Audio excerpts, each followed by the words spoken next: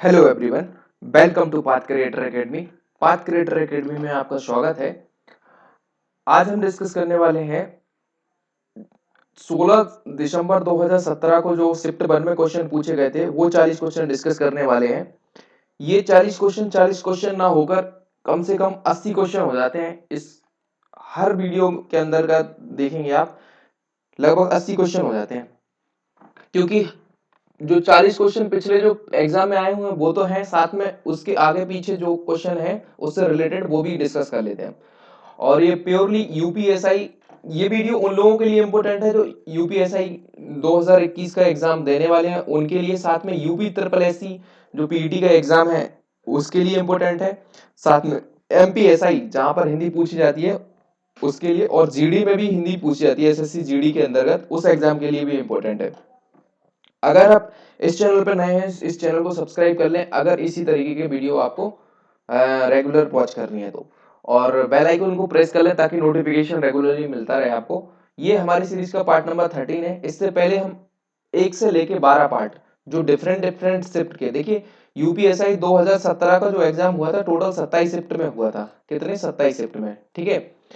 तो हर एक शिफ्ट में एक पेपर, 40 क्वेश्चन आए थे, तो 27 शिफ्ट हमें टोटल डिस्कस करनी है, जिसमें कि हमारा 13वां पार्ट है ये।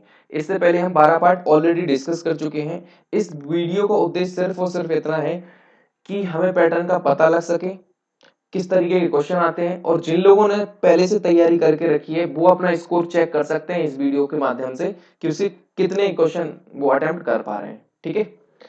नाउ ये जो यूपीएसआई के अंदर जो रिटन एग्जाम होता है उसकी पूरी स्कीम है।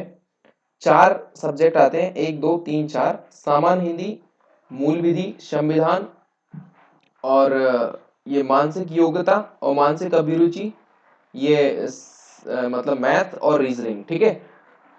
प्रत्येक प्रत्येक सब्जेक्ट के 40 क्वेश्चन आते हैं और हर क्वेश्चन का 2.5 मार्क्स रहता है। इस तरीके से आपको प्रत्येक सब्जेक्ट 100 मार्क्स का मिलेगा, ठीक है। 100 मार्क्स के 4 पेपर होते हैं, 400 नंबर का पेपर होता है, ठीक है। अभी रिटर्न एग्जाम में अभी देखा जाए तो ये पाथ क्रिएटर एकेडमी क्या कवर करवा रहे हैं, तो प्रीवियस ईयर जो जितने भी क्वेश्चन हुए 2017 में, लगभग 27 शिफ्ट में पेपर हुए थे, 27 पेपर हुए थे, 27, ठीक है। तो सामान्य हिंदी के हम ऑलरेडी, ये हमारा 13वां पार्ट है, इससे पहले 12 पार्ट डिस्कस हो चुके हैं। मूल विधि का लगभग 7th पार्ट, 7 पार्ट अपलोड हो चुके हैं, चैनल पर जाकर देख सकते हैं आप। और रीजनिंग की बात की जाए तो रीजनिंग में लगभग एक ही पार्ट आया है अभी, और मैथ का भी कोई भी पार्ट नहीं आया है, ठीक है। इस तरीके से धीमे धीमे करके ये सारे पार्ट भी आने वाले हैं, आगे आने वाले दिनों में बहुत जल्दी जल्दी आ जाएंगे सारे पार्ट, ठीक है। तो ये जो पूरा रिटर्न एग्जाम होता है वो 3 फेज में होता है। पहला जो फेज रहता है, सॉरी, ये यूपीएसआई का जो एग्जाम होता है वो पूरे 3 फेज में होता है, पहला, दूसरा फेज और तीसरा फेज। पहले फेज के अंदर केवल रिटर्न एग्जाम होता है, ये लिखित परीक्षा होगी, जिसकी स्कीम ये दे के रखी है इस तरीके से 400 मार्क्स की। दूसरा जो फेज रहता है उसके अंदर जो रिटर्न क्लियर करेंगे वो जाएंगे फिजिकल के लिए, तो फिजिकल होगा। फिर तीसरा जो फेज, जो फिजिकल क्लियर करेंगे वो जाएंगे आपके थर्ड फेज में, और जो थर्ड फेज क्लियर करेंगे वो फाइनल ज्वाइन कर उनके लिए ज्वाइनिंग मिलेगी, ठीक है। तो इस तरीके से पूरा एग्जाम होता है। तो ये अभी पहला फेज है, पहले फेज की रिटर्न एग्जाम की तैयारी चल रही है, ठीक है। और उसमें भी हिंदी की तैयारी चल रही है, हिंदी के बाद फिर हम बाकी सब्जेक्ट पे आएंगे, ठीक है ना। क्वेश्चन नंबर फर्स्ट देखिए, क्वेश्चन नंबर फर्स्ट क्या है? प्रकृति का सुकुमार कवि किसे कहा जाता है? तो प्रकृति का सुकुमार कवि बोलते हैं हम सुमित्रा नंदन पंत को, ठीक है। जयशंकर प्रसाद को क्या बोलते हैं? जयशंकर प्रसाद को बोलते हैं प्रेम और सौंदर्य कवि। क्या बोलते हैं? प्रेम और सौंदर्य कवि। और महादेवी वर्मा को बोलते हैं आधुनिक युग की मीरा। और सूर्यकांत त्रिपाठी निराला को बोलते हैं ओज औदत्य और विद्रोही कवि। ओज औदत्त और विद्रोह का कवि, ठीक है, सूर्यकांत त्रिपाठी निराला, क्योंकि इन्होंने ओज गुण में ज्यादातर रचनाएं की हैं, इसलिए इन्हें ओज गुण का कवि बोलते हैं, ठीक है। ओज औदत्त और विद्रोह कवि। और महादेवी वर्मा को बोलते हैं हम आधुनिक युग की मीरा, और जयशंकर प्रसाद को प्रेम और सौंदर्य का कवि, और सुमित्रा नंदन को प्रकृति का सुकुमार कवि। ऑप्शन नंबर ए एकदम करेक्ट आंसर हो जाएगा ना। क्वेश्चन नंबर 2 देखिए, मौसम में आर्द्रता छाई हुई है। रेखांकित शब्द का विलोम क्या होगा? रेखांकित, यहाँ पर रेखांकित शब्द है। आर्द्रता मतलब होता है जब वायु में ज्यादा नमी हो जाती है तो उसे बोलते हैं आर्द्रता। तो आर्द्रता का विलोम हो जाएगा शुष्क या शुष्कता, शुष्क। ठीक है, और बाकी सारे विलोम पूछा है ना, तो आर्द्रता का क्या हो जाएगा? शुष्क। शुष्क जब क्या है, वायु से नमी हट जाती है तो शुष्क वायु बोली जाती है। ऑप्शन नंबर ए एकदम करेक्ट आंसर हो जाएगा। Now next question, question number 3 देखिए। हड़ौती, जो हड़ौती बोली है वो कहाँ बोली जाती है? क्वेश्चन पूछ रहा है हड़ौती बोली कहाँ बोली जाती है। तो हड़ौती राजस्थान के अंदर जो पूर्वी राजस्थान है, पूर्वी राजस्थान, जहां पर पूर्वी राजस्थान बोले तो आ, कोटा, बूंदी, कोटा बूंदी और चित्तौड़ वाला जो इलाका है, वहां पर कोटा बूंदी और चित्तौड़ वाला जो इलाका है वहां पर बोली जाती है हड़ौती। ठीक है, और राजस्थान में मेवाती, मालवी, मेवाती, जयपुरी या ढंढाई, जयपुरी या ढंढाई,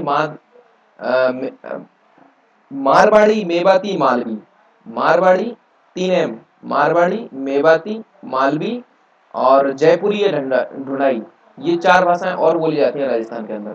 ठीक है, ना क्वेश्चन नंबर 4 देखिए। क्रिया विशेषण के कितने भेद होते हैं? देखिए, सबसे पहले देखिए अव्यय। अव्यय होते हैं, अव्यय के होते हैं 4 टाइप। कितने टाइप होते हैं? 4। ठीक है, कौन कौन से टाइप?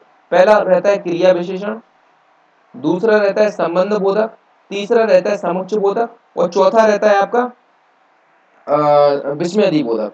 जो क्रिया विशेषण रहता है उसके भी 4 टाइप रहते हैं। क्रिया विशेषण के कौन कौन से टाइप रहते हैं? पहला जो रहता है वो रहता है रीतिवाचक क्रिया विशेषण, दूसरा रहता है स्थानवाचक क्रिया विशेषण, तीसरा रहता है समयवाचक क्रिया विशेषण और चौथा रहता है विस्मयादि बोधक क्रिया विशेषण। ठीक है, चौथा रहता है विस्मयादि बाधक, और सॉरी परिमाण, विस्मयादि बोधक नहीं, परिमाणवाचक क्रिया विशेषण। तो क्रिया विशेषण के कितने टाइप हो गए? 4। पहला कौन सा? पहला हो गया आपका रीतिवाचक क्रिया विशेषण। ठीक है, दूसरा हो गया स्थानवाचक क्रिया विशेषण, तीसरा हो गया समयवाचक क्रिया विशेषण और चौथा हो गया आपका परिणामवाचक क्रिया विशेषण। तो इस तरीके से ये 4 होते हैं। तो कितने? ऑप्शन नंबर सी एकदम करेक्ट आंसर हो जाएगा। ठीक है, नाउ क्वेश्चन नंबर 5 देखिए। तुलसीदास द्वारा रचित रामचरितमानस में कितने कांड हैं? देखिए, तुलसीदास द्वारा रचित रामचरितमानस के अंदर 7 कांड हैं। कौन कौन से 7 कांड हैं? पहला देखिए, पहला जो कांड है उसे बोलते हैं बालकांड, दूसरा जो कांड है उसे बोलते हैं अयोध्या कांड। ठीक है, तीसरा जो कांड है उसे बोलते हैं अरण्य कांड। ठीक है, चौथा जो कांड है उसे बोलते हैं किष्किंधा कांड। ठीक है, पांचवा जो कांड है उसे बोलते हैं सुंदर कांड। ठीक है, छठवा जो कांड है उसे बोलते हैं लंका कांड और सातवां जो कांड है उसे बोलते हैं उत्तर कांड। ठीक है, रामचरितमानस तुलसीदास द्वारा रचित महाकाव्य है और उसके अंदर तुलसीदास द्वारा, और ये इसमें भाषा जो यूज की गई है वो अवधी भाषा है। ठीक है, तो ऑप्शन नंबर सी एकदम करेक्ट आंसर हो जाएगा। क्वेश्चन नंबर 5 का सी आंसर हो जाएगा। अपनी खिचड़ी अलग पकाना, ये एक मुहावरा है, इसका अर्थ बताना है। अनर्गल बातें करना नहीं होता, मनमानी करना ये भी नहीं होता, अपने ही काम में लगे रहना, सबसे अलग रहना। अब 2 ऑप्शन है, सबसे अलग रहना और अपने ही काम में लगे रहना। तो सबसे अलग रहना, अपने ही काम में नहीं, ऑप्शन नंबर बी एकदम करेक्ट आंसर हो जाएगा। ठीक है, नाउ नेक्स्ट क्वेश्चन देखिए, क्वेश्चन नंबर 7। निम्नलिखित विकल्पों में से रीति शब्द का बहुवचन कौन सा है? तो रीति क्या है? देखिए, लास्ट में छोटी ई आ रहा है, छोटी ई या बड़ी ई, मतलब इकारांत या ईकारांत आए तो हम हमेशा क्या करते हैं, या पे चंद्र बिंदी लगा के बहुवचन बनाते हैं। तो ऑप्शन नंबर डी एकदम करेक्ट आंसर हो जाएगा। ठीक है, और साथ में ये भी देखते हैं जो रीति है ना, ये स्त्रीलिंग होना चाहिए, मतलब सॉरी, जो भी वर्ड है वो स्त्रीलिंग होना चाहिए। तो हम यहाँ पे क्या लगाएंगे, चंद्र बिंदी और बहुवचन बना देंगे। ऑप्शन नंबर डी करेक्ट हो जाएगा क्वेश्चन नंबर 7 का। ना क्वेश्चन नंबर 8 देखिए। साहित्य अकादमी द्वारा 2016 में नासरा शर्मा को किस उपन्यास के लिए पुरस्कार मिला?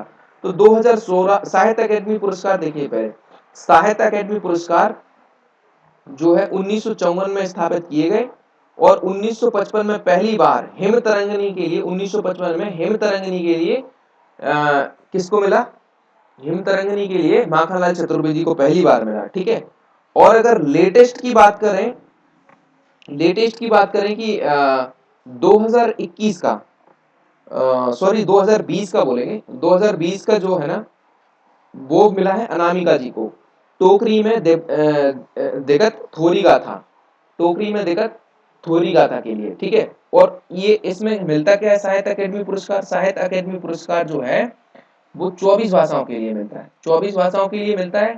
संविधान में केवल 22 भाषाएं हैं, दो भाषाएं जो इंग्लिश और इंग्लिश और जो राजस्थानी है उसको अलग से मिलता है, ठीक है। इंग्लिश और राजस्थानी को 24 भाषाओं में मिलता है और इसके अंदर 1 लाख रुपए की राशि दी जाती है, ठीक है। और पहला ये हो गया। तो ये 2016 के अंदर जो है ना नासिरा शर्मा जी को मिला था, ठीक है। 2016 की बात करें तो नासिरा शर्मा को मिला था। और नासिरा शर्मा की कागज की नाव के लिए भी मिला था, लेकिन ये कागज की नाव के लिए व्यास सम्मान मिला था। कौन सा मिला था? व्यास सम्मान, ठीक है। और अक्षय भाट और नासिरा शर्मा की और इंपोर्टेंट रचनाएं जैसे कि नासिरा शर्मा की इंपोर्टेंट रचना सात समुंदर, सॉरी, सात नदियां एक समुंदर। एक और रचना है सात नदियां एक समुंदर, और जिंदा मुहावरे और ठीकरे की मंगनी। दूसरा है जिंदा मुहावरे, तीसरा है ठीकरे की मंगनी। और पारिजात, अक्षय बाट और कागज की नाव, ये भी इंपोर्टेंट रचना है, ठीक है। और कागज की नाव के लिए व्यास सम्मान मिला था और पारिजात के लिए मिला था साहित्य अकेडमी पुरस्कार। तो अभी पूछा है साहित्य अकेडमी पुरस्कार के बारे में, तो ऑप्शन नंबर डी एकदम करेक्ट आंसर हो जाएगा ना। क्वेश्चन नंबर नेक्स्ट देखिए, क्वेश्चन नंबर 9 से लेके 11 तक क्या है आपका? क्वेश्चन नंबर 9 से लेके 11 तक आपके एक गद्यांश है। उस गद्यांश में आपको क्या करना है, गद्यांश को पढ़ना है, फिर 9 से लेके 11 तक के आंसर देना है। तो देखिए क्वेश्चन पढ़ना शुरू करते हैं। विज्ञान से मनुष्य को बौद्धिक विकास प्रदान किया जाता है, प्रदान किया है। और अच्छा, विज्ञान से मनुष्य को बौद्धिक विकास प्रदान किया है और वैज्ञानिक चिंतन पद्धति दी है। वैज्ञानिक चिंतन पद्धति से मनुष्य अंधविश्वास और रूढ़ी परंपराओं से मुक्त होकर स्वस्थ एवं संतुलित ढंग से सोच विचार कर सकता है। इसी से वह यथार्थ व सम्यक जीवन भी जी सकता है। इससे मनुष्य के मन को युगों के अंधविश्वासों, भय, दकियासूनी विचारों, भय और अज्ञानता से मुक्ति मिली है, ठीक है। ये पूरा पढ़ लिया गद्यांश। अब देखते हैं क्वेश्चन। क्वेश्चन क्या कहता है? क्वेश्चन नंबर 9 देखिए, वैज्ञानिक चिंतन का आशा है रूढ़िवादी चिंतन नहीं, भावनात्मक चिंतन नहीं, भावनाहीन चिंतन नहीं, स्वस्थ और संतुलन चिंतन। ऑप्शन नंबर सी एकदम करेक्ट आंसर हो जाएगा, ठीक है। नाउ नेक्स्ट क्वेश्चन देखिए, मनुष्य में बौद्धिक विकास का कारण क्या है? बौद्धिक विकास का क्या कारण है? विज्ञान है। इसमें बताया ना बौद्धिक विकास का क्या कारण है? विज्ञान है। वैज्ञानिक चिंतन पद्धति से मनुष्य अंधविश्वास, रूढ़ी परंपराओं से मुक्त होकर स्वस्थ और संतुलित ढंग से सोच विचार करता है। इसी से वह यथार्थ और समय मनुष्य के मन की युगों को अंधविश्वास, दकियासूनी विचारों, दकियासूनी मतलब बहुत पुराने रूढ़िवादी विचार, ठीक है। तो मनुष्य में बौद्धिक विकास का कारण क्या है? विज्ञान। क्वेश्चन नंबर 10 का डी आंसर हो जाएगा ना। क्वेश्चन नंबर नेक्स्ट देखिए, किस उपयुक्त जोड़े में एक प्रत्यय का प्रयोग हुआ है? एक प्रत्यय, जैसे वैज्ञानिक, बौद्धिक, इसमें भी इकार है, इसमें भी इकार है। बौद्धिक, बौद्धिक, विज्ञान, इसमें तो एक नहीं आ रहा, इसमें भी एक नहीं आ रहा, स्वस्थ, इसमें भी एक नहीं आ रहा। ऑप्शन नंबर ए एकदम करेक्ट आंसर हो जाएगा। क्वेश्चन नंबर 11 का ऑप्शन नंबर ए एकदम करेक्ट आंसर। क्वेश्चन नंबर 12 देखिए, मुकुल निम्नलिखित में से किस शब्द का समानार्थी है? देखिए मुकुल मतलब होता है कली। क्या होता है? कली। कली, मुकुल, नव पल्लव, और क्या बोलते हैं? नव पल्लव या कोपल। कोपल, नव पल्लव और ताम्र पल्लव। नव पल्लव, ताम्र पल्लव और आंख खुला, आंख खुबा, आंख खुबा, आंख खुबा भी बोलते हैं। कोरक और कलिका, कलिका भी बोलते हैं। कली को कलिका या कोरक, ठीक है। तो ये कली के पर्यायवाची हो गए। मीन, मीन को क्या बोलते हैं? मीन को बोलते हैं सफरी, सफरी, झख, झस, झक, झख और झस, ठीक है। सफरी, झक, झक, मकर, मकर मतलब भी मीन होता है मकर, ठीक है। और मत्स्य तो हो ही था ये। ऑप्शन नंबर ये तो हो गए। कनक, कनक का मतलब होता है, कनक का मतलब धतूरा भी होता है, कनक का मतलब आटा भी होता है, कनक का मतलब सोना भी होता है, ठीक है। कमल, कमल का मतलब होता है शतदल, शतदल, पारिजात भी बोलते हैं कमल को। कमल को पारिजात भी बोलते हैं, शतदल बोलते हैं, नलिन बोलते हैं, और सरसिज, सरसिज बोलते हैं, और पंख बोलते हैं, पंकज बोलते हैं, और राजीव बोलते हैं, सरोज बोलते हैं, अरविंद बोलते हैं। तो ये सारे के सारे कमल के पर्यायवाची हैं, ठीक है। तो यहाँ पे पूछा था मुकुल का पर्यायवाची, मुकुल का समानार्थी, तो ऑप्शन नंबर डी एकदम करेक्ट आंसर हो जाएगा, ठीक है। नाउ नेक्स्ट क्वेश्चन, उचित विकल्प में रिक्त स्थान पूर्ण करें, ठीक है। नरेंद्र दामोदर दास मोदी भारत के वर्तमान प्रधानमंत्री हैं। भारत के राष्ट्रपति प्रणब मुखर्जी ने उन्हें 26 मई 2014 को भारत के प्रधानमंत्री पद की शपथ, पद की शपथ कहां पर है, ऑप्शन नंबर बी में है, पद की शपथ, ठीक है, पद की शपथ दिलाई। क्वेश्चन नंबर 13 का बी करेक्ट आंसर हो जाएगा, ठीक है। नाउ क्वेश्चन नंबर 14 देखिए, इनमें से कौन सी रचना प्रसिद्ध कथाकार मनु भंडारी की नहीं है, हमें बताना है मनु भंडारी की नहीं है। तो देखिए question number, option number D जो पिंजरे की उड़ान है, ये जो रचना है ये है यशपाल की। किनकी है, यशपाल की।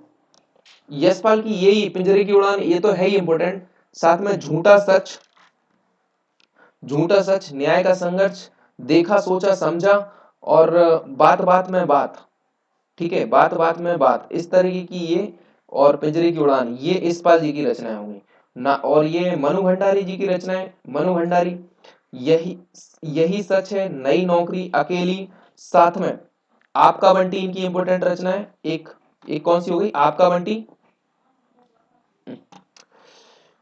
हाँ आपका बंटी हो गई।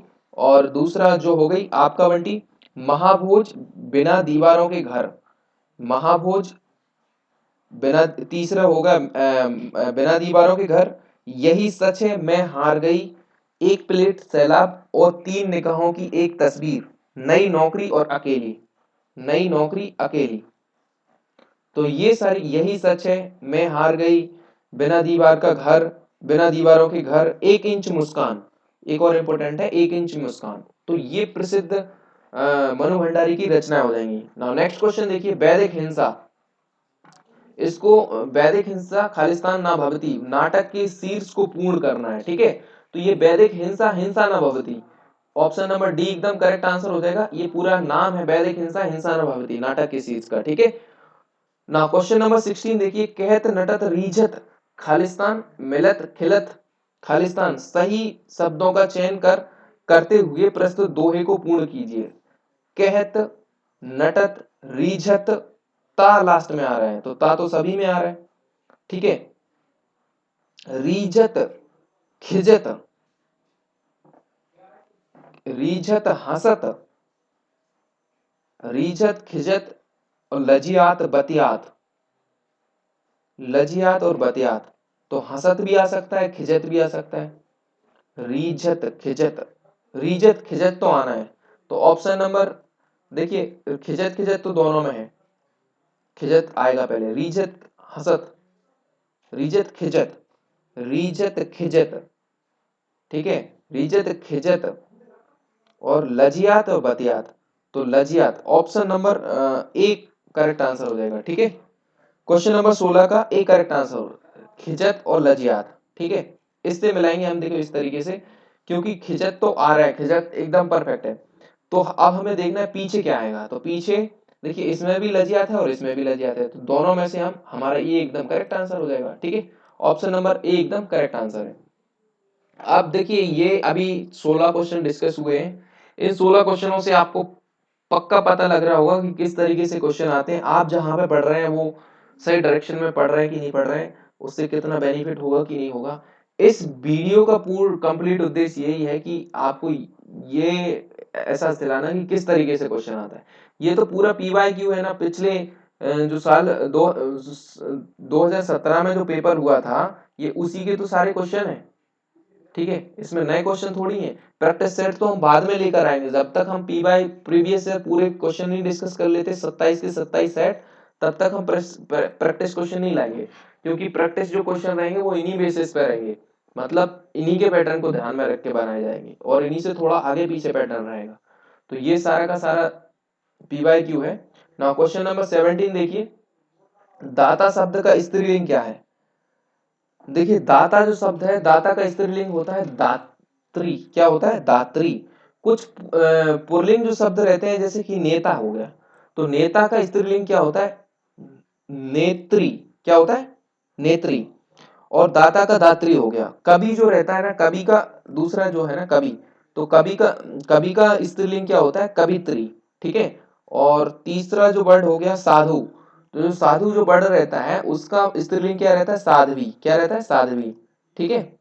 देखिए मैं लिखने का काम बहुत कम कर रहा हूँ, बहुत कम, क्योंकि लिखने का काम, ये जो पेपर होता है 2 घंटे का रहता है ओनली, पूरा यूपीएसआई का पेपर रहता है 2 घंटे का।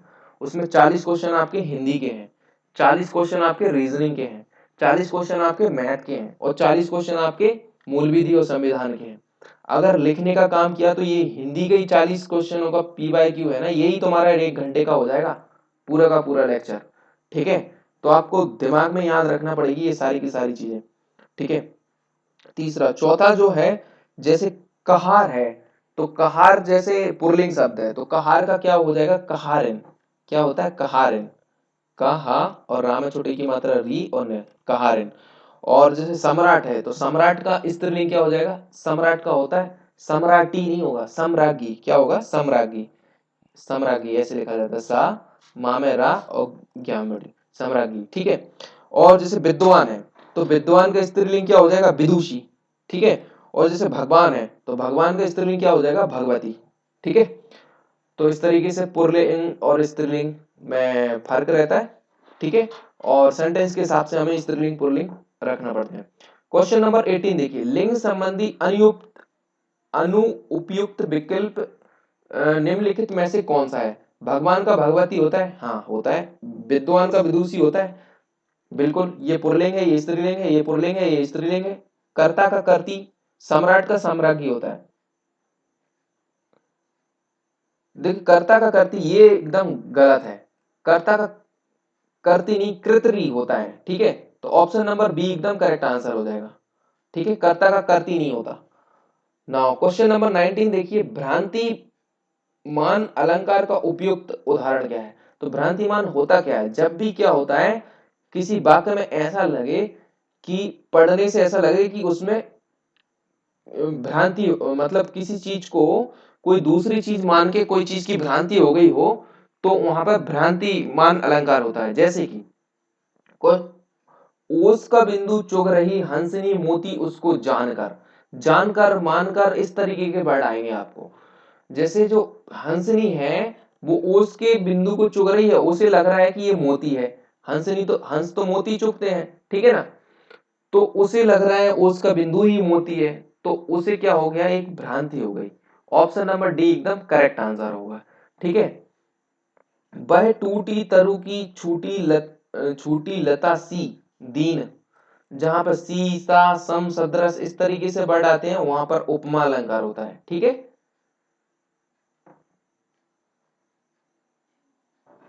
ठीक है।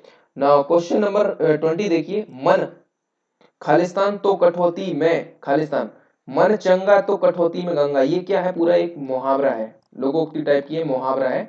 तो यहाँ पर पूछा है कि मन खालिस्तान, मन चंगा, चंगा कहाँ पर है? पहले वर्ड में ये है चंगा और यहाँ पर भी है चंगा। ठीक है। मन चंगा तो कठौती में गंगा, तो गंगा यहाँ पर है। ऑप्शन नंबर बी एकदम करेक्ट आंसर हो जाएगा। ठीक है। ठीक है। नाउ क्वेश्चन नंबर 21 देखिए, क्वेश्चन नंबर 21, निम्नलिखित में से उत्प्रेक्षा अलंकार का उदाहरण चुनिए। उत्प्रेक्षा क्या होता है? देखिए उत्प्रेक्षा वहां पर होता है जहां पर जो वर्ड, उत्प्रेक्षा की पहचान क्या है? पहला क्या है? जानू, जानू, जानो, जनहू, मानो, मनु, मानो और मनहू। जनू, जानो, जनहू, मनु, मानो, मनहू, इस तरीके के जहां पर वर्ड आएंगे वहां पर उत्प्रेक्षा अलंकार होता है। तो देखिए, मानो घर घर ना हो कोई चिड़िया घर हो, तो ऑप्शन नंबर बी में ही मिल गया हमको मानो। ठीक है, तो ये हो गया हमारा उत्प्रेक्ष अलंकार। साथ में एक और सेंटेंस दिया है ऊपर, काली घटा का घमंड घटा। तो घटा और घटा दो बार आया और दोनों बार अलग अलग मतलब है। इसका घटा का मतलब अलग है, इसका घटा। तो यहाँ पर कौन सा हो गया, यमक अलंकार। क्या हो गया, यमक अलंकार। ठीक है, नाउन ये है सरस ओस की बूंद या माजुली मोती। या आ रहा है ना बट, अब इसमें क्या है, ये संदेह अलंकार है, संदेह बना है। ये सरस ओस की बूंद है या फिर क्या है, माजुली। तो ये संदेह अलंकार का उदाहरण है। किसका है, संदेह अलंकार का। ठीक है, उषा उदास आती है। जब भी इस तरीके के नेचुरल कोई कंडीशन रहती है और वो प्राकृतिक चीज को मानव की तरह, मानव की जो क्रियाएं रहती हैं उनसे तुलना की जाए, उनसे कंपैरिजन की जाए, उनके तुलना में कुछ कहा जाए, तो वहां पर होता है मानवीकरण अलंकार। क्या होता है, मानवीकरण अलंकार। तो ये यहाँ पर है मानवीकरण अलंकार। ठीक है, तो ये तीनों ऑप्शन हो गए क्लियर। अभी यहाँ पर पूछा था उत्प्रेक्षा, तो उत्प्रेक्षा का option number D, sorry option number B एकदम करेक्ट आंसर हो जाएगा। ठीक है ना, क्वेश्चन नंबर 22 देखिए, आधा तीतर आधा बटेर का अर्थ बताना है। तो ये तो एक मुहावरा लोकोक्ति है, आधा तीतर, तो बेमेल तथा बेढंगा होना। ऑप्शन नंबर बी एकदम करेक्ट आंसर हो जाएगा। ठीक है, क्वेश्चन नंबर देखिए, सारे मैं ऑप्शन नहीं पढ़ूंगा, करेक्ट ऑप्शन पढ़ेंगे। करेक्ट ऑप्शन पढ़ने से क्या है, सारे ऑप्शन पढ़ने से आप सारे ऑप्शन पढ़ सकते हैं वीडियो पॉज करके। अगर मैं सारे ऑप्शन पढ़ूंगा तो वीडियो की लेंथ बहुत ज्यादा हो जाएगी, जो कि बहुत इरिटेटिंग होता है। 2 घंटे का पेपर है, यदि हिंदी में ही आपने बहुत ज्यादा समय दे दिया या फिर हिंदी में ही बहुत ज्यादा टाइम में कर पा रहे हो कोई एक ही सब्जेक्ट, तो बाकी 3 सब्जेक्ट कब करोगे, ये रहता है। ठीक है, तो आप सारे ऑप्शन पढ़ सकते हैं, मैंने पढ़े हुए हैं। सारे ऑप्शन को पढ़ के जो उचित लगता है तभी मैं उस ऑप्शन पे आ जाता हूँ डायरेक्ट। ठीक है, पैसे से ही आदमी की इज्जत है के लिए निम्नलिखित में से उचित लोकोक्ति का चयन करना है। ठीक है, तो देखिए ऑप्शन नंबर डी एकदम करेक्ट है। जर है तो नर है, नहीं तो खंडर है। जर मतलब क्या होता है, कुछ पैसे पैसे पैसे वगैरह रहते हैं तभी तो इंसान को इंसान मानते हैं, नहीं तो क्या खंडर मानते हैं। तो यही तो पूछा है, पैसे से ही आदमी की इज्जत है। ठीक है, तो ऑप्शन नंबर डी, अपनी पगड़ी अपने हाथ, ये एकदम गलत है। ये तो इज्जत वाली बात हो जाती है। वो होनार बीरहान के होते चिकने पात, नहीं ये तो नहीं है। जैसी तेरी कमरी वैसे मेरे गीत, नहीं ये भी नहीं है। ठीक है, ऑप्शन नंबर डी एकदम करेक्ट आंसर। आप ये सारे के सारे पढ़ेंगे तो लगेगा कि ये ऑप्शन नंबर डी एकदम करेक्ट बैठ रहा है। ठीक है ना, क्वेश्चन नंबर 24 देखिए, निम्नलिखित वाक्यों में से विशेषण संबंधी वाक्य चुनिए। विशेषण संबंधी वाक्य चुनना है। रमा अच्छा गाती है, अच्छा गाती है। ठीक है, और आज वर्षा अधिक हुई, और सुनैना अच्छा चित्र बनाती है, अच्छा चित्र बनाती है, अच्छा गाती है। तो देखिए धीरे धीरे बोलो, इसमें तो है नहीं। अच्छा अधिक, यहाँ पे अगर वर्षा अधिक होती तो अधिक पहले आता, तो वो तुम्हारा विशेषण संबंधी हो जाता। अच्छा चित्र बनाती है और अच्छा गाती है। तो देखिए ये जो चित्र बना रही है, चित्र कैसा बना रही है वो, अच्छा। तो यहाँ पर तुम्हारा क्या हो गया, ऑप्शन नंबर सी एकदम करेक्ट आंसर हो जाएगा। विशेषण संबंधी वाक्य चुनना है, निम्नलिखित वाक्यों में विशेषण संबंधी वाक्य चुनना है। तो क्वेश्चन नंबर 24 का सी करेक्ट आंसर हो जाएगा। ठीक है, और रमा अच्छा गाती है, ये भी थोड़ा सा कंफ्यूजिंग है कि ये भी, इसमें भी अच्छा आया है, बट इसमें एकदम परफेक्ट आया कि चित्र जो काम कर रही है वो चित्र उसने बनाया है, उसकी विशेषता क्या बता रहे हैं, वो कैसा है, अच्छा चित्र है। ठीक है, ऑप्शन नंबर सी ज्यादा उपयुक्त है। ठीक है, नाउ नेक्स्ट क्वेश्चन देखिए, क्वेश्चन नंबर 25, निम्नलिखित विकल्पों में से दिशा शब्द का बहुवचन बताएं। तो दिशा शब्द का देखिए, दिशा एक स्त्रीलिंग है और लास्ट में क्या है, बड़ा आ है, तो ये अकारांत है। अकारांत जब भी रहता है तो हम ए एडी के ऊपर चंद्र बिंदी लगा के बहुवचन बनाते हैं। ऑप्शन नंबर सी एकदम करेक्ट आंसर हो जाएगा। ठीक है, क्वेश्चन नंबर 26 देखिए, आषाढ़ का एक दिन। आषाढ़ का एक दिन, ये है मोहन राकेश की रचना है। ठीक है, आषाढ़ का एक दिन, और साथ में आषाढ़ का एक दिन, अंडे के छिलके, आषाढ़ का एक दिन, और एक और जिंदगी, जानवर और जानवर, इंसान के खंडहर, इंसान के खंडहर, ये सारी की सारी रचनाएं हैं मोहन राकेश की। ठीक है, नरेश मेहता भी है। तो नरेश मेहता की कुछ इंपोर्टेंट रचनाएं देखिए। नरेश मेहता की है एक अरण, पहली है अरण, बहुत इंपॉर्टेंट रचना है अरण। ठीक है, दूसरे नंबर पे आती है तुम मेरा मौन हो, बोलने तुम मेरा मौन हो। तीसरे नंबर पे है बोलने दो चीड़ को, खंडित यात्राएं, डूबते मस्तूल। चौथा है खंडित यात्राएं, पांचवा है डूबते मस्तूल। ये सारी की सारी अरण अरण, तुम मेरा मौन हो, बोलने दो चीड़ को, खंडित यात्राएं और डूबते मस्तूल, ये सारी की सारी पांचों रचनाएं जो है ना वो है नरेश मेहता की। इंपॉर्टेंट है पांचों की पांचों रचनाएं, ठीक है। मोहन राकेश की ऑलरेडी डिस्कस कर चुके हैं। आषाढ़ का एक दिन, ये तो है ही। अंडे के छिलके, और आषाढ़ का एक दिन, एक और जिंदगी, जानवर और जानवर, इंसान के खंडहर, ये हो गई मोहन राकेश की। निर्मल वर्मा, शंकर शेष की देख लीजिए, पहले शंकर शेष की एक और द्रोणा, तीन रचना है इनकी इंपॉर्टेंट, एक और द्रोणाचार्य, एक और द्रोणाचार्य, और दूसरा है खजुराहो का शिल्पी और फंदी। खजुराहो का शिल्पी और फंदी, ये तीन रचना है शंकर शेष की इंपॉर्टेंट, ठीक है। अब आते हैं निर्मल वर्मा। जो निर्मल वर्मा है उनकी बहुत ज्यादा इंपॉर्टेंट रचना है कब्बे और काला पानी। कौन सी है? पहली है कब्बे और काला पानी, दूसरी है चीड़ों पर चांदनी, चीड़ों पर चांदनी, ठीक है। तीसरी है परिंदे। कौन सी है? परिंदे। परिंदे, देखिए यशपाल जो हैं, कवि यशपाल, उनकी है पिंजरे की उड़ान, और इनकी है परिंदे, ठीक है। निर्मल वर्मा की परिंदे, और बीच बहस में, जलती झाड़ी पिछली गर्मियों में, बीच बहस में, बीच बहस में एक और रचना है इनकी तीसरी, बीच बहस में।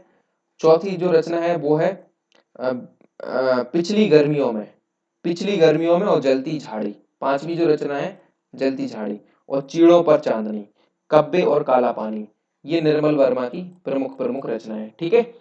नाउ क्वेश्चन नंबर 27 देखिए, निम्नलिखित में से अनुचित जोड़े को छांटिए। अनुचित मतलब जो उचित नहीं है, जैसे डंके की चोट पर, मतलब स्पष्ट शब्दों में। बहुत सारे लोग बोलते हैं मैंने डंके की चोट पर बोल दिया, मतलब स्पष्ट शब्दों में बोल दिया, ठीक है। फिर है जहर की पुड़िया, यानी धोखेबाज, ये भी एकदम करेक्ट है, धोखेबाज आदमी होता है। ढेर करना मतलब हरा देना, ये भी ठीक है। अनुचित तो ये है तूती बोलना का विरक्ति होना, विरक्ति नहीं, तूती बोलना मतलब उनका बहुत ज्यादा बोलबाला होना, या फिर बहुत ज्यादा नाम होना, इस तरीके से उनका होता है, विरक्ति नहीं होता, ठीक है। तो गलत पूछा है तो गलत, ऑप्शन नंबर डी एकदम करेक्ट हो जाएगा, ठीक है। क्वेश्चन नंबर 28 देखिए, बर्तनी की दृष्टि से अशुद्ध शब्द का चयन करना है। बर्तनी मतलब देखो, आशीर्वाद तो ठीक लिखा है, ऐसा ही लिखा जाता है आशीर्वाद, महर्षि भी ठीक लिखा है, बर्तनी के हिसाब से बताना है, ठीक है। और दूसरा भी ठीक लिखा है, डी भी, सूर्योदय भी ऐसे ही लिखा जाता है, ठीक है। बट परमार्थ ऐसा नहीं लिखा जाता है। परमार्थ लिखने के लिए देखिए, पर मावड़ा मा रथ, ठीक है, परमार्थ ऐसे लिखा जाता है। तो ऑप्शन नंबर ए एकदम करेक्ट आंसर हो जाएगा, ठीक है। नाउ क्वेश्चन नंबर 29 देखिए, दूर दूर तक विस्तृत था हिम, स्तब्ध उसी के हृदय समान, ठीक है। मैं कौन सा अलंकार है? देखिए रूपक में क्या होता है, जब उपमेय में उपमेय और उपमान का अभेद रूप से आरोपण हो जाता है तो रूपक अलंकार होता है, ठीक है। जैसे कि रूपक अलंकार में, जैसे कि मैं बता रूपक अलंकार जैसे वो ग्रुप रूपक अलंकार का उदाहरण, चलो संदेह देखते हैं। संदेह में क्या होता है, किसी चीज का संदेह बना रहता है, जैसे कि संदेह अलंकार में संदेह एग्जांपल से समझिए, नारी विच सारी है कि सारी विच नारी है, सारी की ही नारी है कि नारी की ही सारी है, इस तरीके से जो अलंकार रहता है वो संदेह अलंकार रहता है, ठीक है। संदेह बना रहता है हर चीज में, ठीक है। और यह मुख है या चंद्र, तो ये भी एक संदेह अलंकार का उदाहरण है। ये है सरस ओस की बूंद या माजुली मोती, ये जो अभी अपन ने पिछला जो एग्जाम्पल पढ़ा था तो वो भी संदेह का था, क्या? ये है सरस ओस की बूंद या माजुली, मतलब या टाइप का या वर्ड इसमें आता है हमेशा संदेह अलंकार में, ठीक है, क्योंकि संदेह बना रहता है। उपमा अलंकार, जब भी उपमा की पहचान है, सा सदृश समान के समान, इस तरीके के वर्ड आएंगे, उपमा दी जाती है, ठीक है, तो वहां पर उपमा अलंकार होता है। मानवीकरण में क्या होता है, जो प्रकृति की चेष्टाएं या क्रियाएं जो रहती हैं वो इंसानों के भांति तब आ जाती हैं, जैसे उषा उदास आती है, आए बसंत महंत। तो इस दो एग्जांपल है, उषा उदास आती है, ये भी एक मानवीकरण का है। दूसरा है आय बसंत महंत, ठीक है। और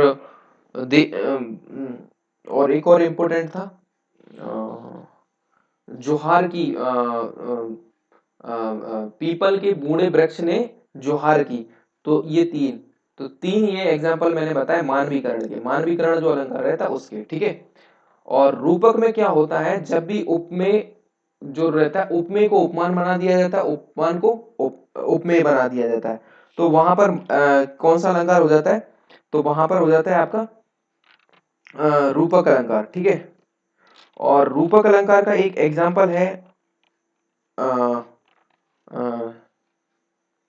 चरण कमल बंदो हरिराई। हाँ अभी याद आया, चरण कमल बंदो हरिराई, मतलब चरण जो कमल है, चरण है ना वो कमल के समान है, बंदो हरिराई, प्रभु के चरण जो है ना वो कमल के समान है। तो एकदम बंदो हरिराई मतलब समान नहीं बोला, ये डायरेक्ट ही बोल दिया चरण कमल ही है, मतलब ये बता दिया कि जो उपमेय है वो पूरा उपमान ही हो गया, ठीक है। तब होता है रूपक अलंकार। तो यहाँ पर इस तरीके की तीनों अलंकारों को देखकर कोई भी नहीं लग रहा है कि इसमें किसी भी प्रकार का कोई अलंकार है। तो इसमें दूर दूर तक विस्तृत था हिम, स्तब्ध उसी के हृदय के समान। जब भी क्या होता है, हिम जो है और उसी के हृदय के समान, हिम की बात कर रहा है उसके हृदय के समान। उपमान को उपमेय और उपमेय को उपमान बता दिया जाता है, तब जाके जो है ना वो अलंकार बनता है प्रतीप। मतलब प्रतीप अलंकार के अंदर क्या होता है, प्रतीप उपमा का उल्टा हो जाता है डायरेक्ट, ठीक है। जो फेमस उपमान रहता है उसको उपमेय बना दिया जाता है। तो दूर दूर तक विस्तृत था हिम उसी के हृदय के समान, तो वहां पर हो जाता है प्रतीप अलंकार। कौन सा हो जाता है, प्रतीप अलंकार। देखिए प्रतीप, उपमा और रूपक, इन तीनों में कंफ्यूज नहीं होना, तीनों अलग अलग हैं। उपमा में क्या होगा, सा सदृश के समान इस तरीके के वर्ड मिलेंगे आपको, ठीक है। और प्रतीप इसका उल्टा हो जाता है, जैसे कि ये एग्जाम्पल है। और रूपक में क्या हो रहा था, अभेद रूप से आरोपण लगाते हैं, चरण चरण कमल बंदो हरिराई, ठीक है, इस तरीके से चरण कमल बंदो हरिराई। तो उस तरीके से, इस तरीके से ये जो एग्जाम्पल है चरण कमल बंदो हरिराई, वो एक रूपक का अलंकार का है, ठीक है। तो आई थिंक इसका तो एकदम करेक्ट आंसर हो जाएगा प्रतीप अलंकार, जो कि ऑप्शन में है नहीं, ठीक है। क्वेश्चन नंबर 30 देखिए, विलोम शब्दों के अनुचित जोड़े को पहचानिए। अनुचित, विलोम शब्द क्या होता है, उल्टे उल्टे शब्द, जैसे लब्ध है तो लब्ध का क्या हो गया अलब्ध, शेष है, शेष का क्या हो गया अशेष, शेष मतलब कुछ बचा हुआ, अशेष मतलब कुछ भी चीज ना बचना। शीर्ष का मतलब होता है टॉप पे, और तल का मतलब होता है एकदम नीचे। और ये लिखा शिष्ट, शिष्ट मतलब होता है एकदम गुण और सभ्य तरीके का इंसान, ठीक है। परिशिष्ट, परिशिष्ट नहीं होता, परिशिष्ट मतलब तो कोई संदेश विचार उस तरीके के परिशिष्ट में संदर्भ में आता है। शिष्ट का क्या हो जाएगा, शिष्ट मतलब जो बहुत ज्यादा आज्ञाकारी हो, और उद्दंड या फिर इस तरीके से जो जो शिष्टाचार का पालन नहीं करता होगा वो होगा अशिष्ट, ठीक है, इस तरीके से। तो ये परिशिष्ट तो नहीं होगा, ऑप्शन नंबर सी गलत है। वो अनुचित जोड़े का पूछ रहा था, तो ऑप्शन नंबर सी क्या है, अनुचित जोड़ा है। क्वेश्चन नंबर 31 देखिए, निज खालिस्तान उन्नति अहे सब खालिस्तान का मूल। निज भाषा, निज भाषा उन्नति अहे सब, निज भाषा उन्नति, निज भाषा उन्नति अहे सब उन्नति को मूल। तो ऑप्शन नंबर बी एकदम करेक्ट आंसर हो जाएगा, निज भाषा उन्नति, ठीक है। नाउ क्वेश्चन नंबर 32 देखिए, पानी शब्द का वचन है, पानी शब्द का वचन है। तो पानी जो है ना हमेशा एक वचन में आता है, किस में आता है, एक वचन में, ठीक है। पानी जो है ना सदा एक वचन के अंतर्गत आता है। और पानी के अलावा हमेशा एक वचन में जो आने वाली चीजें हैं, जैसे कि आकाश हो गया, वर्षा हो गया, तेल हो गया, पानी हो गया, घी हो गया, पीतल हो गया, सोना हो गया, चांदी हो गया, जनता हो गया, माल हो गया, सामान हो गया, सामग्री हो गया। तो ये सारे के सारे वर्ड जो है ना वो एक वचन के अंतर्गत, हमेशा एक वचन में, सदा एक वचन में आते हैं। सदा बहुवचन में भी बहुत सारे इंपॉर्टेंट वर्ड हैं, जैसे कि बहुत सारे तो नहीं, लगभग 7-8 वर्ड समझ लीजिए। सदा एक वचन में प्राण, प्राण, हस्ताक्षर दूसरा, तीसरा आंसू, चौथा बाल, पांचवा दाम, छठवा ओठ, हमेशा बहुवचन में आएगा ये, है ना। और सातवां अक्षत और होश, सातवां और आठवां होश। तो ये 8 शब्द इंपॉर्टेंट याद रखिए, ये हमेशा का सदा बहुवचन में आएंगे, ठीक है। और सदा एक वचन में माल, पहला रखिए माल, दूसरा रखिए माल जनता, तीसरा रखिए सोना, सोना चांदी पीतल, जितनी भी चीजें रहती हैं सोना चांदी पीतल, ये सारी की सारी किस में आएंगी, एक वचन में। और आकाश, चौथा याद रखिए आकाश, आकाश वर्षा, आकाश वर्षा, ये हमेशा सदा एक वचन के अंदर आते हैं, ठीक है। और बाकी एक वचन बहुवचन आप जानते हैं, ठीक है ना। क्वेश्चन नंबर 33 देखिए, यहाँ पर क्या हो जाएगा, पानी शब्द का वचन है तो सदा एक वचन, सदा एक वचन में रहता है पानी, ठीक है। पानी हमेशा एक वचन में रहता है। क्वेश्चन नंबर 33 देखिए, निम्नलिखित में से समानार्थी शब्द का कौन सा जोड़ा सही नहीं है। समानार्थी शब्द का, जैसे चांद है, चांद का क्या होता है, राकेश, शशि, सुधांशु, कलानिधि, सुधांशु, हिमांशु, सोम, मृगांक और रजनीश, रजनीश, रजनीश और इंपोर्टेंट है कलानिधि, ठीक है। कलानिधि, कलानिधि मतलब भी चांद होता है, तो ये चांद के, तो ये तो सही लिखा है। कमल, कमल का पहले झंडा देख लेते हैं, झंडा का ध्वज, पताका, केतु, निशान, केतु निशान, ध्वजा, ये सारे झंडा के पर्यायवाची हैं, ये भी सही है। दांत, दांत का दंत, रदनक, ठीक है ये भी सही है। लेकिन ये कमल का अंबु, अंबु थोड़ी होता है, अंबु मतलब तो पानी होता है, तो ये ऑप्शन नंबर सी जो है ना वो सही नहीं है, ठीक है। अंबु और आब ये पानी के पर्यायवाची है, कमल के नहीं है। कमल के पर्यायवाची क्या है फिर, कमल के जैसे सरसिज, नलिन और सतदल और पंडरीक, इस तरीके से कमल के पर्यायवाची है, ठीक है ना। क्वेश्चन नंबर 34 देखिए, निम्न शब्दों में से सही शब्द का चयन करना है। बर्तनी के रूप में, देखिए मृदुल ऐसा नहीं लिखा जाता, मृदुल ऑप्शन नंबर ए एकदम करेक्ट है, मृदुल इस तरीके से लिखा जाता है, ठीक है। क्वेश्चन नंबर 34 का ए करेक्ट है, और क्वेश्चन नंबर 33 का सी करेक्ट है, क्वेश्चन नंबर 32 का ए करेक्ट है, ठीक है। नाउ नेक्स्ट क्वेश्चन देखिए, क्वेश्चन नंबर 35, प्रधानमंत्री बाढ़ग्रस्त क्षेत्रों का दौरा करेंगे, वाक्य में कौन सा काल है, करेंगे भविष्य के बारे में बात है, तो भविष्य ये है और भविष्य ये है, सामान्य भविष्य, संभाव्य भविष्य, दौरा करेंगे, ठीक है। तो ऑप्शन नंबर ए एकदम करेक्ट है, सामान्य भविष्य है, ठीक है। संभाव नहीं है, संभावना होती तो इधर कहीं पे इस तरीके के वर्ड आता है, हो सकता है इस तरीके से वर्ड आता है, तो ये सामान्य है, सामान्य भविष्य, ठीक है। और क्वेश्चन नंबर 36 देखिए, भारत भारती पुरस्कार इनमें से किसको सबसे पहले मिला। देखिए भारत भारती पुरस्कार जो है ना उत्तर प्रदेश सरकार देती है, और ये साहित्य के क्षेत्र में देती है। भारत भारती पुरस्कार जो है ना उत्तर प्रदेश सरकार देती है, इसमें 5 लाख रुपए देती है, साथ में उत्तर प्रदेश सरकार 5 लाख रुपए और 5,02,000 रुपए, 5,02,000 रुपए देती है, साथ में जो शील्ड वगैरह रहती है वो भी मिलते हैं। और ये सबसे पहले जो लेखिका है महादेवी वर्मा, उनको मिला था, ठीक है। ऑप्शन नंबर डी एकदम करेक्ट आंसर हो जाएगा, ठीक है। और क्वेश्चन नंबर 37 देखिए, नवनीत, नवनीत मतलब होता है ताजा जो मक्खन रहता है उसे नवनीत बोलते हैं। ग्रह, ग्रह मतलब होता है घर, निकेतन भी बोलते हैं, सदन भी बोलते हैं, ठीक है। जल का मतलब तो पता ही है, नया जल, अंबु पानी, अमृत, और ये है जल के पर्यायवाची, है ना। और जल का पर्यायवाची और बारी भी बोलते हैं, जल को क्या बोलते हैं, बारी, बारी बोलते हैं। और उदक, उदक बोलते हैं, उदक, ये थोड़े नए वर्ड है, बारी, उदक और तोय, तोय मतलब होता है जल, ठीक है। और अमृत तो है ही, अमृत तो बोलते ही हैं, ठीक है। तो ये जल के पर्यायवाची हो गए। ग्रह, ग्रह, ग्रह घर, निकेतन, सदन, मंदिर, ये घर के पर्यायवाची हैं। ताजा मक्खन, नवनीत शब्द का समानार्थी हो जाएगा ताजा मक्खन। ठीक है, ऑप्शन नंबर सी एकदम करेक्ट आंसर है। क्वेश्चन नंबर 38 देखिए, निम्नलिखित वाक्यों में से अशुद्ध शब्द का चयन करें। अशुद्ध बताना है। वे भारत के भावी प्रधानमंत्री हैं, वे दंड देने योग्य है, यही तो गलत है। दंड देने योग्य नहीं, दंड की योग्य होता है। दंड देने, दंड का ही मतलब होता है देने के रहता है।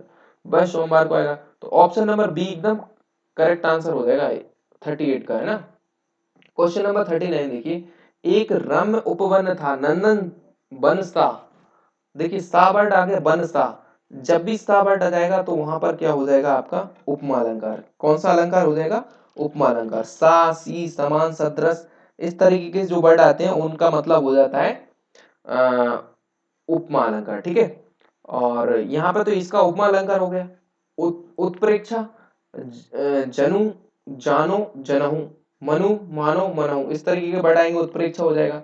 ठीक है, और उत्प्रेक्षा, और उत्प्रेक्षा के तीन टाइप और होते हैं। ठीक है, टाइप भी तीन होते हैं। एक तो वस्तु उत्प्रेक्षा, हेतु उत्प्रेक्षा और फलो उत्प्रेक्षा, इसके तीन टाइप भी होते हैं। ठीक है, विरोधाभास, जहां पर क्या हो, हमें कुछ सेंटेंस को पढ़ने से लगे कि यहाँ पर विरोध का आभास हो रहा है, तो वहां पर विरोधाभास अलंकार होता है। जैसे पापी मनुष्य भी आजकल मुख से राम नाम निकालते हैं। पहला एग्जाम्पल बता रहा हूं मैं विरोधाभास का। पापी मनुष्य भी आजकल मुख से राम नाम निकालते हैं। तो इस तरीके से पूरा पढ़ने से लग रहा है कि पापी मनुष्य मतलब कोई विरोध का आभास हो रहा है, बट मुख से राम नाम निकालते हैं। तो ये पहला एक एग्जाम्पल होगा। दूसरा विरोधाभास का, जैसे रुदन का हंसना ही तो गान है, रुदन का हंसना ही तो गान है। ऐसा लग रहा है यहाँ पर रोने की कुछ बात हो रही हो, लेकिन इसमें पूरे सेंटेंस को पढ़ेंगे तो क्या हो रहा है, रुदन का हंसना ही तो गान है। ठीक है, और एक और तीसरा अलंकार, जैसे नर की अरु नील की, नर की अरु नल नील की गति एकी करी जोई, जे तो नीचो होए ते तो ऊंचो होए। नर की अरु नर नील की गति एकी करी जोई, जे तो नीचो होए ते तो ऊंचो होए। तो इसका मतलब क्या है कि व्यक्ति जितना नीचे नप के चलता है वो समाज में या फिर अपनी जिंदगी में उतना आगे बढ़ता है। तो इससे पढ़ने से ऐसा लग रहा है कि कुछ विरोध का आवाज हो रहा है, बट बाकी फाइनली हो क्या रहा है, विरोध का आवाज नहीं हो रहा है, केवल आभास होता है, लेकिन फाइनली उसमें विरोध वाली कोई बात नहीं रहती। ठीक है, तो ये तीन एग्जाम्पल हैं जो विरोधाभास के हैं। अब विभावना अलंकार में क्या होता है, विभावना अलंकार के अंतर्गत बिन, बिनु, इस तरीके से वर्ड आते हैं। जैसे मूक होए बाचाल, पंगु चढ़े गिर बर दहनम, है ना। बिना बिना कारण के ही काम चलता रहता है, तो वहां पर विभावना अलंकार आता है। जैसे कि बिन एक एग्जाम्पल है विभावना अलंकार का, बिनु पद चले सुने बिनु गाना। ठीक है, बिनु पद चले सुने बिनु गाना, ये विभावना अलंकार का एग्जाम्पल है। और दूसरा क्या है, मूक होए बाचाल, पंगु चढ़े गिर बर दहनम, राम जासु कृपा सुदयाल, सकल कलिमल दहनम, द्रभु सकल कलिमल दहनम। ये दो एग्जाम्पल है विभावना अलंकार के। पहले एग्जाम्पल में क्या कह रहा है, कहता है बिनु पद चले सुने बिनु काना, बिना पैर के चल रहे हैं, बिना कान के सुन रहे हैं, है ना। कर विधि कर्म करे विधि नाना, तो इस तरीके से बिना कारण के ही काम हो रहा है। ठीक है, और मूक होए बाचाल, पंगु चढ़े गिरबर मूक होए बाचाल मतलब जो गूंगे रहते हैं वो भी बोलने लगते हैं। पंगु चढ़े, जो लंगड़े रहते हैं वो गिरी बर गहना मतलब गिरी को चढ़ने लगते हैं। जासु कृपा सुदयाल। ठीक है, तो जब भी प्रभु की कृपा होती है, तो इस तरीके से ये जो दो हैं विभावना अलंकार के इंपॉर्टेंट उदाहरण है। आई थिंक विभावना तो अब क्लियर हो गया होगा। ठीक है, उत्प्रेक्षा, विरोधाभास और उपमा, ये तीनों तो ऑलरेडी क्लियर है। ठीक है, क्वेश्चन नंबर 40 देखिए, हनुमान ने संजीवनी बूटी से लक्ष्मण के लिए होश लाए। वाक्य में त्रुटि का आधार पहचानिए। त्रुटि तो है, हनुमान ने संजीवनी बूटी से संजीवनी बूटी के द्वारा, से नहीं आएगा यहाँ पर, तो यहाँ पर कारक, कारक होते हैं टोटल 8। ठीक है, और कारक होते हैं 8, वचन होते हैं एक वचन, बहुवचन 2, लिंग होते हैं 2, और विशेषण होते हैं 4। ठीक है, तो यहाँ पर कारक की अशुद्धि है क्योंकि यहाँ पर से नहीं आएगा। बूटी के द्वारा, हनुमान ने संजीवनी बूटी के द्वारा मतलब के द्वारा, इस तरीके से यहाँ पर कारक की अशुद्धि है, ठीक है। तो ऑप्शन नंबर ए एकदम करेक्ट आंसर हो जाएगा। देखिए ये जो आज के 40 क्वेश्चन हमने डिस्कस किए हैं, इस 40 क्वेश्चनों से आई थिंक आपको बहुत ज्यादा आइडिया लगा होगा कि किस तरीके से क्वेश्चन पेपर में क्वेश्चन आते हैं। इस वीडियो का पूरा मोटिव यही है कि ये तय करना कि किस तरीके से क्वेश्चन पेपर आए हैं और इसी तरीके से आगे पढ़ाई करना। एमपी के एग्जाम से रिलेटेड भी इस चैनल पर बहुत सारे वीडियो अपलोड होते रहते हैं और ऑलरेडी अपलोड हैं, आप देख सकते हैं चैनल की प्लेलिस्ट में जाके। एमपी पुलिस, एमपी एसआई से रिलेटेड आपको वीडियो मिल जाएंगे। और अगर आपको ये वीडियो अच्छा लगता है तो चैनल को सब्सक्राइब कर लें और रेगुलर वीडियो अपलोड इंफॉर्मेशन पाने के लिए बेल आइकॉन को प्रेस कर लें, ठीक है। और ज़्यादा से ज़्यादा वीडियो को शेयर करें उन लोगों के साथ जो वाकई में लगता है कि उन्हें ये ज़रूरत है इस वीडियो की, ठीक है। हम बहुत जल्दी नेक्स्ट पार्ट नंबर 14 के अंदर मिलते हैं। Thank you for watching.